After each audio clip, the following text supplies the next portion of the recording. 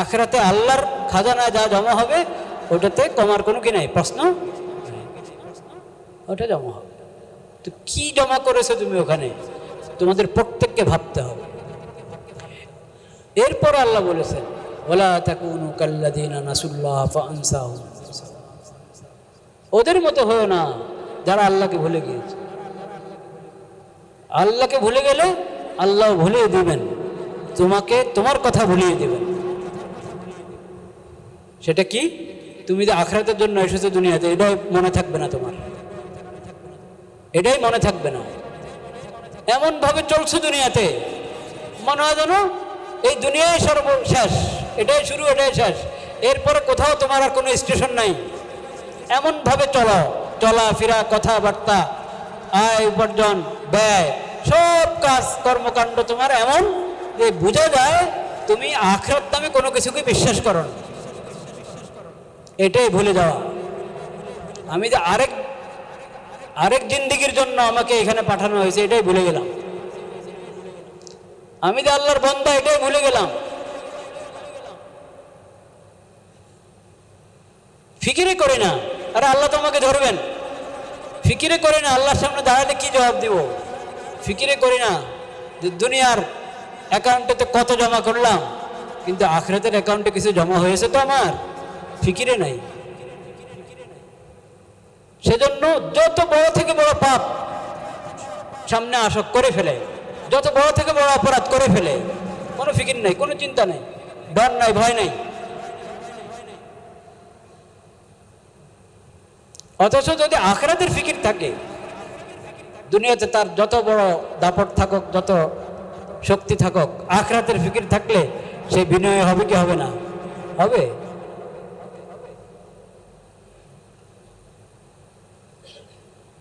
যত বড় ক্ষমতাওয়ালা হোক, যদি মনে থাকে যে আমি আল্লাহর বান্দা, একবার সাধারণ থেকে সাধারণ মানুষ, সেও আল্লাহর বান্দা, আমিও আল্লাহর বান্দা, এই বিনয় হওয়া ছাড়া কোনো উপায় নেই। অবশ্যই বিনয় হবে।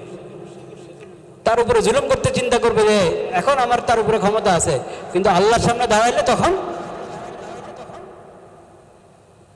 একে একটা থাপ্পড় মেরে দিলাম, আল্লাহর সামনে যখন দাঁড়াবে তখন কি অবস্থা হবে? আল্লাহ ওকে শক্তি দিয়ে দিল আমার গালে থাপ্পড় দেওয়ার। এখন একে থাপ্পড় দেখছি 3 জনে দিয়েছে, আমার গালে যখন সে থাপ্পড় মারবে কয় কোটি জনতা দেখবে একসাথে, কয় কোটি জনতা দেখবে। আমার আমলনামা থেকে যে নেক আমলগুলো সে নিয়ে যাবে এক এক জুলুমের পরিবর্তে, কি দশা হবে তখন? কে বাধা দিবে? তখন কোথায় আসবে রক্ষী বাহিনী? কোত্থেকে আসবে আগে পরের গাড়ি? কিচ্ছু নেই।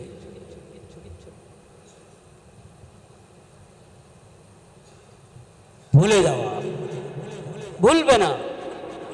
তুমি দুনিয়ার জন্য নয়, দুনিয়ার জিন্দেগি শেষ নয়, তোমার আসল জিন্দেগি আখিরাতের জিন্দেগি, এই কথা বলবে না।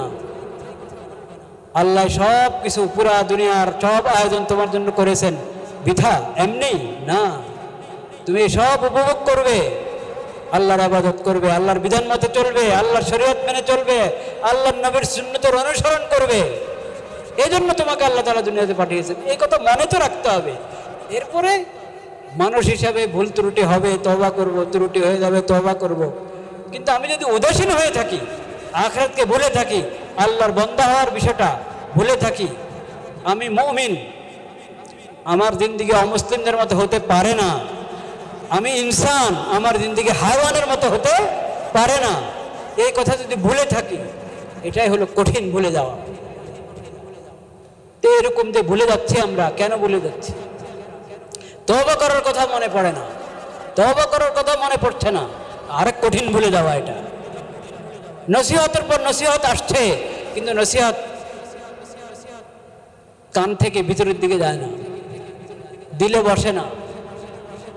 এগুলো হলো ভুলে যাওয়া, নিজেকে নিজে ভুলে যাওয়ার নিদর্শন, নিজেকে নিজে ভুলে যাওয়ার আলামত, বিভিন্ন দিক।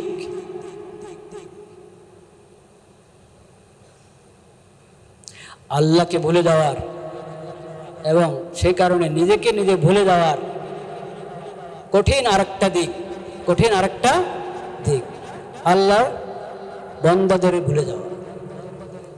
আল্লাহর বান্দাদের কি যাওয়া, ভুলে যাওয়া, এটা আরেক কঠিন দিক। আল্লাহর কোনো বান্দার উপর জুলুম হচ্ছে, আর তাকে জুলুম থেকে রক্ষা করার আমার সামর্থ্য আছে, তাকে জুলুম থেকে আমি কি করছি না, বাঁচানোর চেষ্টা করছি না। আল্লাহর বান্দাকে ভুললাম কিনা? এটা ভুলা হলো না? আল্লাহর বান্দাকে ভুলে গেলাম। এখানে আমার দায়িত্ব আছে একে জুলুম থেকে রক্ষা করার জন্য। যদি আমার করণীয় কিছু থাকে, আমার সামর্থ্যের সাথে কিছু থাকে, ওটা নিয়ে আমি ভাবলাম না, করলাম না, তাহলে আমি আল্লাহর বান্দাকে ভুলে গেলাম। এটাও আল্লাহকে ভুলে যাওয়া। আল্লাহর বান্দাকে ভুলে যাওয়া, আল্লাহর মাখলুককে ভুলে যাওয়া, এটাও কি আল্লাহকে ভুলে যাওয়া। একটা বিড়াল, এক মহিলা একটা বিড়াল বেঁধে রেখেছে। যদি বিড়ালটাকে না বাঁধতো, সে আশপাশে ঘুরে ফিরে পোকামাকড় খাতো, ঘাস খাতো, কিছু খাতো, কিচ্ছু খেতে পারলো না। ও নিজেও কোনো খাবার দিল না, পানি দিল না। এইভাবে বিড়ালটা মারা গেল। এই কারণে ওই মহিলার ঠিকানা কোথায় হয়েছে? জাহান্নাম। আল্লাহর মাখলুককে কষ্ট দিল, চিন্তাই করলো না এর তো আল্লাহর মাখলুক, এরও তো হক আছে, এর উপরে কেন আমি জুলুম করছি, কেন কষ্ট দিচ্ছি?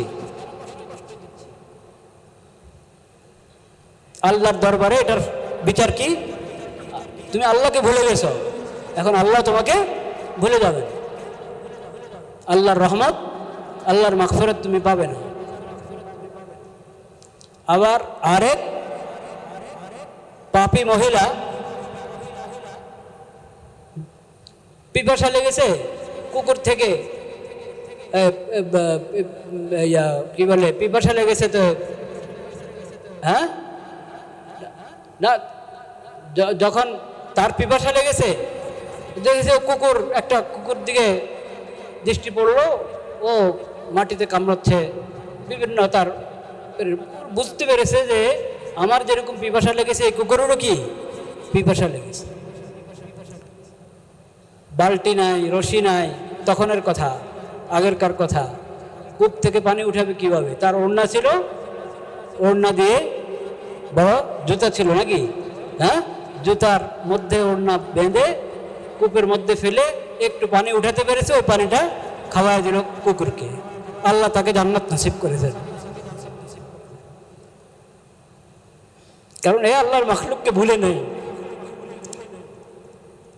ও পাপ করেছে কিন্তু নিজেকে অপরাধী ভেবেছে। একটা হলো পাপ করা, আবার অহংকার করা, আর একটা হলো পাপ হয়ে গেছে নিজেকে অপরাধী মনে করে। এই দৃশ্য দেখে তার অপরাধের কথা, তার অপরাধ বোধ আরো জাগ্রত হয়েছে। সে দিল থেকে তওবা করেছে, আল্লাহর মাখলুকের এই সেবা করেছে, আল্লাহ তাকে ক্ষমা করে দিয়েছে।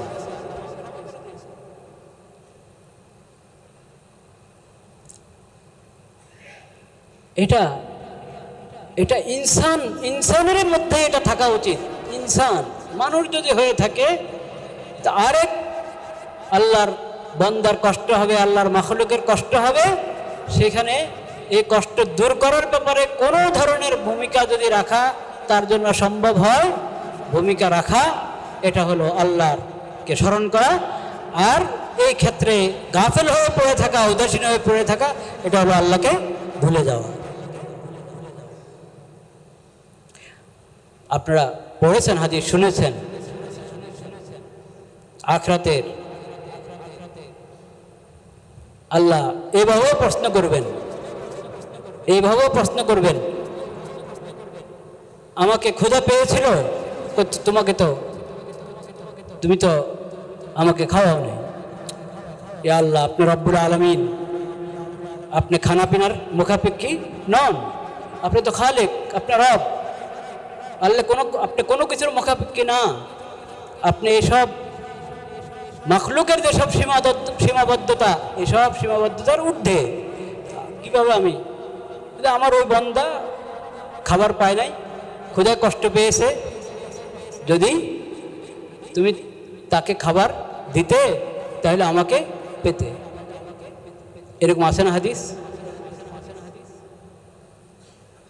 আল্লাহর মাখলুককে ভুলে যাওয়া, আল্লাহর মাখলুকের যতটুকু খেদমত আমার দ্বারা সম্ভব, সহযোগিতা সম্ভব, ওটা না করা, বিশেষ করে প্রয়োজনের সময়, ঠেকার সময়, যখন তার উপরে জুলুম হচ্ছে, যদি আমি তার পাশে দাঁড়াতে না পারি, তাহলে আমি ভুলে গেলাম। যারাই যেখানে জুলুম করে, এসব জালিমরা আল্লাহকে ভুলে গিয়েছে, নিজেদেরকেও ভুলে গিয়েছে। আর যারা জুলুম দেখতে থাকে, তামাশা, যেরকম তামাশা দেখতে থাকে না মানুষ, জুলুম দেখে সবাই তামাশা করছে, ভাবটা আর কি তামাশা। কারো মুখে কোনো কথা নাই, কারো কোনো ফিকির নাই, চিন্তা নাই, ভাবনা নাই, এরকম উদাসীন হয়ে পড়ে থাকা, এটা আল্লাহকে ভুলে যাওয়ার নিকৃষ্টতম পন্থা, মানে এটা কাজ, আল্লাহকে ভুলে যাওয়া। আল্লাহ এটা থেকে আমাদেরকে হেফাজত করে।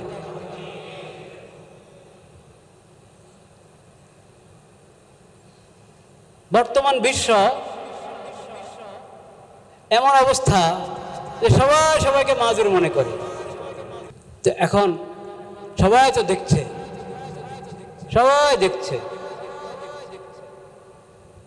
তা আমি দেখছি, আমি বলি আমি কি করতে পারি, আপনি দেখছেন, আপনি বলেন আমি কি করতে পারি। আমাদের দেশের সরকার দেখছে, সরকার বলে আমরা কি করতে পারি। পাকিস্তান সরকার দেখছে, তারা বলে আমরা কি করতে পারি। আরব দেশগুলো দেখছে, তারা বলে আমরা কি করতে পারি। সবাই মাজুর, সবাই, কারো কোনো কি নাই, শক্তি নাই, সামর্থ্য নাই কিছু করার। আসলে কি সবাই মাজুর? আসলে কি সবাই মাজুর?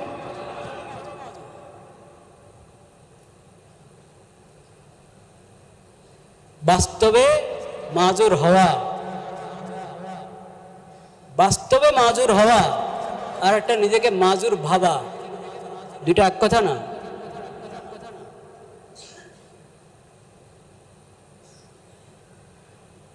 আরেকটা হলো অনেক ওজোর আছে, অনেক ওজোর আছে নিজেদের গুনার শাস্তি, গুনার শাস্তি। ও গুনাহ থেকে বের হও, ও অপরাধ থেকে বের হয়ে আসো, তওবা করো, তো দেখবা তোমার ঈমানি শক্তি কত বেশি। তখন তোমার খবর হবে তোমার কত সামর্থ্য, কত শক্তি আছে, যেটাকে তুমি কাজে লাগালে সমস্ত জালেম শক্তি শেষ হয়ে যাবে। কিন্তু তোমার কাছে যদি তোমার আখিরাতের ফিকিরে না থাকে, আল্লাহর বান্দাদের কোনো কদরে যদি তোমার কাছে না থাকে, তো তোমার কাছে হাজার শক্তি থাকলেও মনে হবে তুমি মাজুর। এখন সৌদি আরবও মাজুর, মিশরও মাজুর, উর্দনও জর্দানও কি মাজুর, মধ্যপ্রাচ্যের সবাই মাজুর, কেউ পারছে না দাঁড়াতে। কেন? কোথায় গেছে? আসলে তো মাজুর না, তোমাদের প্রত্যেকের কাছে শক্তি সামর্থ্য আছে। নাই কি? নাই হলো ঈমানি শক্তি। ঈমানি শক্তিটা নাই, আল্লাহর বান্দাদের প্রতি ভালোবাসা নাই, মুসলিম উম্মতের প্রতি ভালোবাসা নাই।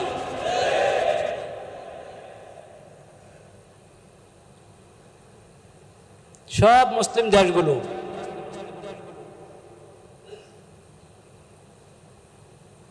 যদি আজকে ঈমানি শক্তিকে জাগ্রত করে, ঈমানি শক্তিকে জাগ্রত করে, ওরা কি আসলে পারবে মুসলমানদের সাথে? কখনো পারবে না।